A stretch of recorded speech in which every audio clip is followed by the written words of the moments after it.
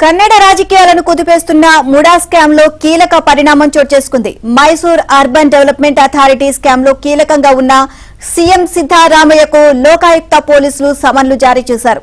రేపు విచారణకు హాజరు కావాలని నోటీసుల్లో పేర్కొన్నారు. సమన్ల విషయంపై సీఎం సిద్ధారామయ్య స్పందిస్తూ తాను విచారణకు హాజరవుతానని చెప్పారు.